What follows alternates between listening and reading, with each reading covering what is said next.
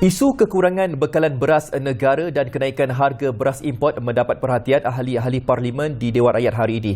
Mereka berpendapat masalah itu perlu ditangani dengan kadar segera bagi meredakan keresahan dalam kalangan rakyat memandangkan beras ialah makanan ruji di negara ini.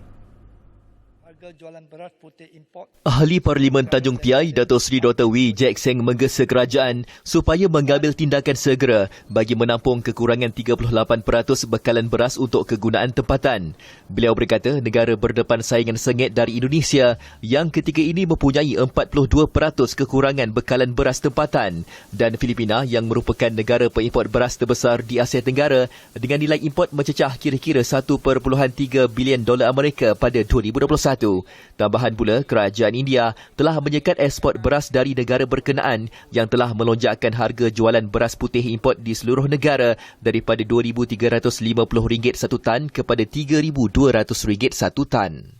Kenaikan mendadak ini akan menyebabkan golongan B40 dan M40 semakin sukar untuk mendapatkan keperluan karbohidrat seharian dan seterusnya meningkatkan kerisauan rakyat Malaysia di masa yang akan mencabar ini.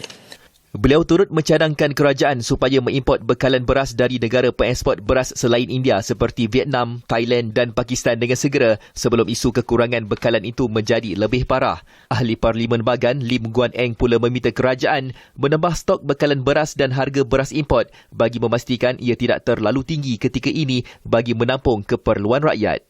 Sungguhpun saya tahu bahawa yang Perdana Menteri yang ada di sini telah berusaha bertunggus-lumus untuk menyelesaikan perkara ini.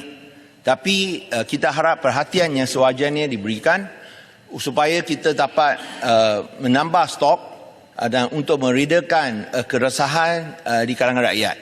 Dan pada masa yang sama kita harap bahawa itu harga beras import pun boleh dikaji supaya ia tidak naik terlalu tinggi. Isu sekuriti makanan melibatkan kebergantungan terhadap hasil import beras juga dibangkitkan ahli Parlimen Seri Aman, Datuk Seri Doris Sophia Brody yang mencadangkan kerajaan untuk menumpukan kepada peningkatan penanaman padi di dalam negara. Kenapa negara kita Malaysia yang mempunyai tanah yang subur, hutan yang luas dan iklim yang bersesuaian tidak maju di sektor penanaman termasuk juga ternakan? Walhal kita masih bergantung pada negara lain untuk mendapatkan bekalan makanan seperti beras. Apa jadi dengan projek-projek jelapang padi negara? Beliau berkata projek jelapang padi Batang Lupar di Sarawak melibatkan keluasan 5,100 hektar namun hanya 196 hektar yang sudah lengkap manakala baki kawasan itu masih dalam proses pembinaan fasiliti dan sebagainya sejak projek itu dimulakan sehingga sekarang.